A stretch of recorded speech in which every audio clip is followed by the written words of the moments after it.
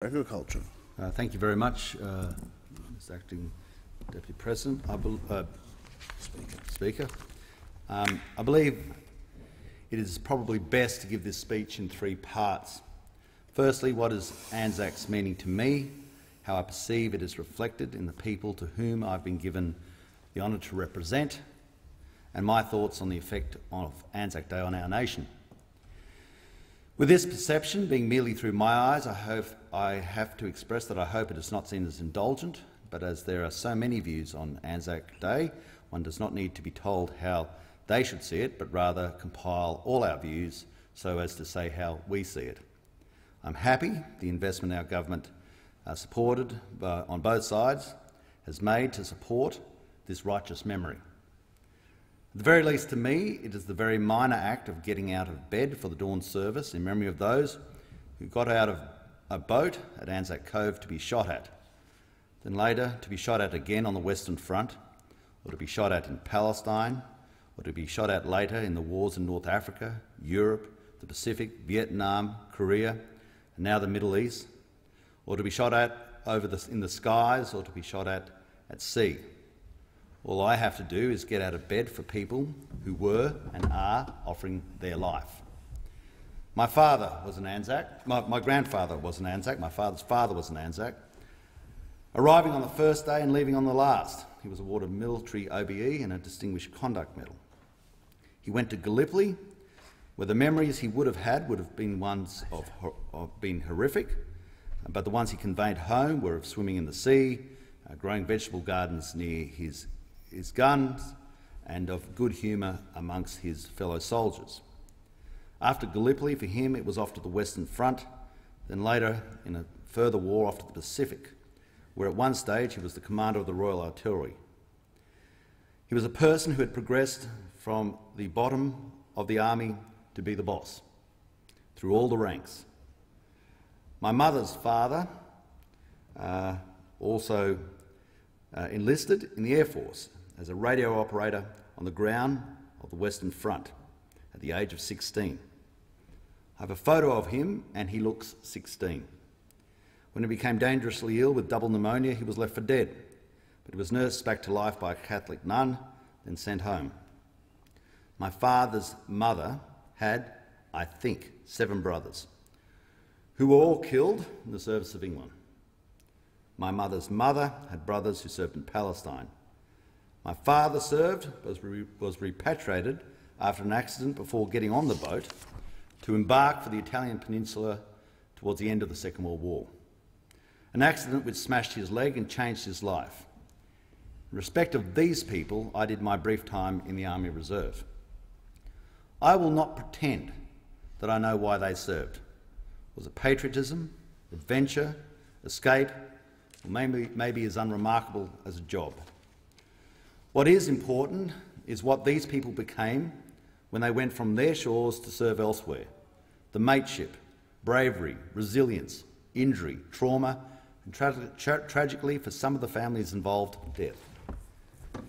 In my grandfather's citation, it noted that during operations in April 1918, when a warrant officer, second class, in action at Messines, he carried out his duties under very difficult circumstances in a most capable and gallant manner. Owing to casualties among the officers, he was several times in charge of the wagon lines and always maintained the ammunition supply, often under heavy shell fire. In operations at Bapaume, during the August and September, on several occasions when the wagon lines were shelled, his courage and coolness helped to avoid serious loss. When the same person was employed as a farm labourer at Hampden in New Zealand prior to the First World War, I wonder if he anticipated this life ahead. I wonder if he would have had the capacity then to undertake action to the extremities of personal courage required, or did this develop over time and under the pressure of war? I know he was never the same person after the war that he was before, and the horror of war had a permanent psychological effect, manifesting at certain times in screaming dreams and terrified careering around the house to hide outside on the road. People knew it as the jumps. It was the fear of getting buried alive by shell fire that stayed with him amongst other terrors. In New England, local men joined the local battalion, the 33rd. A company was drawn from Armidale and Tamworth. B Company from Walker, Uralla, Barraba, Bingra and Manila, C Company from Narrabri, Moree, Inverell and D Company from Glen Innes, Guyra and Tenterfield. 2 members of the battalion received the Victoria Cross, John Carroll and George Cartwright. The battalion received a total of 14 battle honours which were bestowed upon it in 1927. As an anecdote of the exceptional, we should consider the actions of John Carroll, VC. On the 7th and 12th of June 1917 at St Yves, Belgium, during the Battle of Messines, Private Carroll rushed the enemy trench and bayoneted 4 of its occupants. He then noticed a comrade in difficulty, went to his assistance, killing another of the enemy. Next, he single-handedly attacked a machine gun team, killing 3 of them and capturing the gun. Later, 2 of his comrades were buried by shell. In spite of the heavy shelling and machine gun fire, he managed to rescue them. It has been claimed that Carroll failed on 3 occasions to appear at Buckingham Palace for his Victoria Cross award ceremony, and when he did turn up on the 4th occasion, he took advantage of one of his entitlements of being a VC recipient to call out the Palace Guard. Carroll was severely wounded at Passchendaele in October 1917. John Carroll died on the 4th of October 1971, aged 80, in Perth, Western Australia. Carroll obviously did not act for personal adulation. He acted because of necessity, personality and mateship. Another example to this show was not unique, was George Cartwright. On the 9th of December 1915, on his 21st birthday, Cartwright enlisted in the Australian Imperial Force for service during the First World War. Allotted to the newly raised 33rd Battalion, Cartwright served with the 33rd through the Battle of Messines, where he was wounded in June 1917. Later, in April 1980, he was wounded again, and then the 33rd Battalion's position was attacked with gas while holding a position around Villers-Bretonneux. He was briefly hospitalised but returned to duty in June. In August, the Allies launched a 100-day offensive around Amiens, which resulted in a series of advances as the Allies sought to break through the Hindenburg Line. On the 31st of August 1980, at Road Wood, south-west of Bouche-Vesnez, near Péronne, France, when 2 companies became held up by machine gun fire, Cartwright attacked the gun alone under intense fire. He shot 3 of the crew, having bombed the post, captured the gun and 9 enemy soldiers. For his actions, he was recommended the Victoria Cross. On the 30th of September 1918, he was wounded and evacuated to England. Cartwright was conferred with his VC by George V, and at the end of the war, Cartwright was repatriated to Australia, arriving in 1919. George Cartwright died on the 2nd of February 1978, aged 83, Gordon, New South Wales. I wonder if those around him in Gordon understood who this old man in his 80s was and what he was. For its service, the 33rd Battalion received the following battle honours: Messines 1917, Ypres 1917, Polygon Wood, Brudenside, Pole Capel, Passchendaele, Somme 1918, Ancre 1918, Amiens, Albert 1918, Mount St Quentin, Hindenburg Line and St Quentin Canal. Both my grandparents and the New England 33rd Battalion served at Messines. And a couple of miles of line on the other side of the world, a formative experience that would flow down from that point forward along the generations.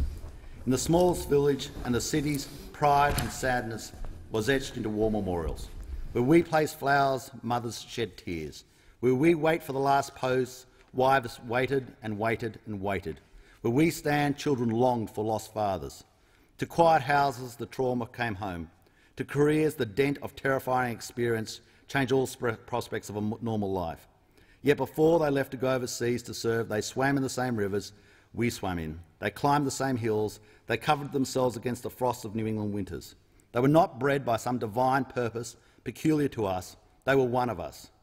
You don't need to be related to someone who has served to be connected. Now, Anzac Day, on a quiet morning, a memorial brings together people at every stage in life, in every position in society, in every form of good luck or bad. In the dark, they are all as one, hiding the good shoes from the bad, the young from the old, allowing the purpose to focus, remember, pray, mourn and thank.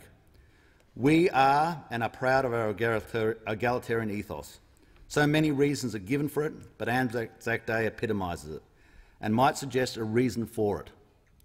The only thing they ask of us, those who paid the supreme sacrifice away at other wars, and all who have sacrificed in defence of our nation in so many other ways, is to remember.